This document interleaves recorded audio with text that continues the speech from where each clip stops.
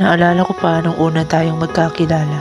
Tila ba naabot ko ang mga tala sa kalangitan, kasabay ng pagtigil ng ikot ng mundo sa kalawakan.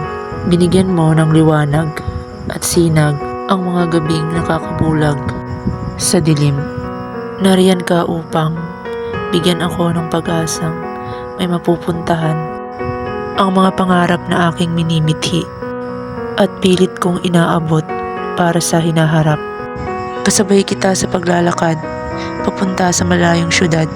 Kaabay rin kita sa mga daladala kong bigat sa dibdib at mga suliraning bitbit. Pero bakit? Bakit sa isang iglap, sa isang kislap mata ay nawala ka na lang bigla? Iniwan mo akong mag-isa sa kasadang kasabay nating nilalakad. Lumayo ka bigla at mas pinili mong lumiko sa kaliwa. Ang balikat na aking sinasandalan noon ay sinasandalan na ng iba ngayon. Ngayon, luha ang naiwan sa mga mata na dati kumikislap sa saya na naramdaman ko nung tayo pa. Pero nawala na. Ang natira na lamang ay mga namutawing sugat sa kalamnan na tanging panahon lamang ang makakalunas. Ayoko pa sanang bumitaw at umaasa pa rin na bumalik ka dahil ang tanging sigaw ng puso kong tumigil na sa pagtibok ay ikaw at ikaw. Pero tadhana na ata ang siyang nagpasya na bitawan ko na ang mga kadena na kinakalawang na at dahil kapag hindi ko ito ginawa, baka sarili ko naman ang tuluyang mawala.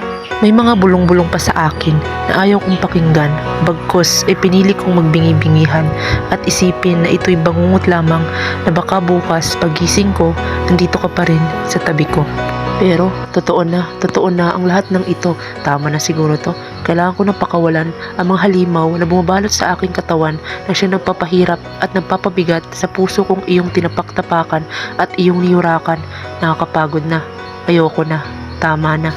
Oo, kailangan kitang palayain, pero mas kailangan kong palayain ang sarili kong patuloy pa rin nakagapos sa'yo at tanggapin ang katotohanang wala na tayo.